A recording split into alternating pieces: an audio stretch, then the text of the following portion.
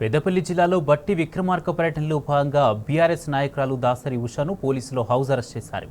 House అరెస్టుకు నిరసనగా Peddapalli bus stand వద్ద సీఎం రేవంత్ రెడ్డి దిష్టిబొమ్మను బీఆర్ఎస్ శ్రేణులు దగ్ధం చేశాయి. కాగజ్ నగర్ వెళ్తూ ఉషను పరామర్శించారు బీఆర్ఎస్ నేత ఆర్ఎస్ ప్రవీణ్ కుమార్. తెలంగాణలో రౌడీ రాజ్యం నడుస్తుందన్నారు. రాష్ట్రంలో అక్రమ అరెస్టులు జరుగుతున్నాయని మండిపడ్డారు.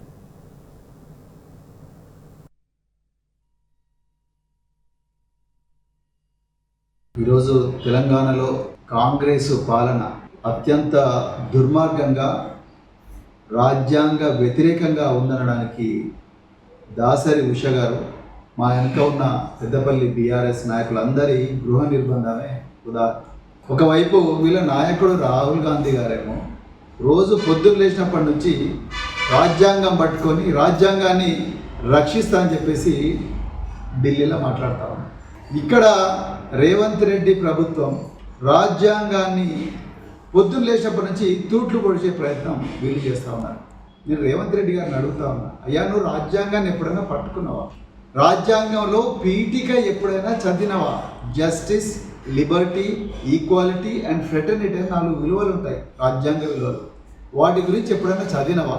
స్వేచ్ఛగా మాట్లాడే హక్కున్నది, స్వేచ్ఛగా తిరిగే హక్కున్నది, స్వేచ్ఛగా ఒక సమూహంగా ఏర్పడి వాళ్లకు నచ్చిన విషయాలు మాట్లాడుకునే హక్కు ఉన్నది. ఇక్కడ ఉన్న చేతులు ఎవ్వరి చేతిలో కూడా తుపాకులు లేవు, తూటాలు లేవు, వీళ్ళేదో విధ్వంసం చేయడానికి పోతలేరు. మరి ఎందుకోసం ఆపినాను?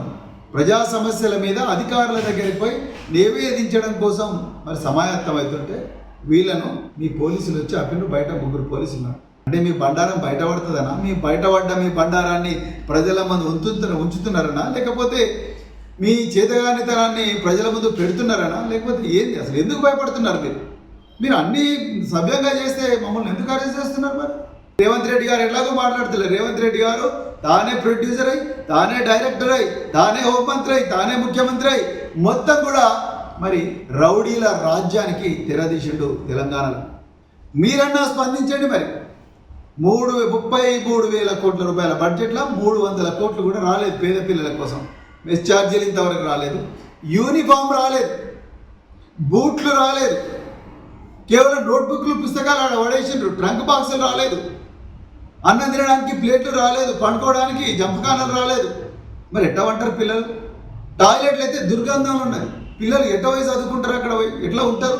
రిజిస్టర్ స్కూళ్ళల్లో, ప్రభుత్వ పాఠశాలలో. కేసీఆర్ గారు ఉదయం బ్రేక్ఫాస్ట్ ఇచ్చి మధ్యాహ్నం భోజనం పథకం కేసీఆర్ గారు పెడితే ఇలా మన సీతక్క గారు గవర్నమెంట్ ఆఫ్ ఇండియాని అడుగుతూ ఉన్నారు. అరే రాష్ట్రంలో మన ఇంట్లో ఒక ముఖ్యమంత్రి గారు, తెలంగాణ తొలి ముఖ్యమంత్రి కేసీఆర్ గారు బ్రేక్ఫాస్ట్ స్కీమ్ పెడితే సీతక్క గారేమో మళ్ళీ అది బంద్ చేసి మాకు రాష్ట్రం కేంద్రం నుంచి సపోర్ట్ కావాలని అంటారు. అంటే అసలు తల ఎక్కడున్నదో తోక తెలుస్తలేదు, తోక ఎక్కడున్నదో తలకు తెలుస్తలేదు.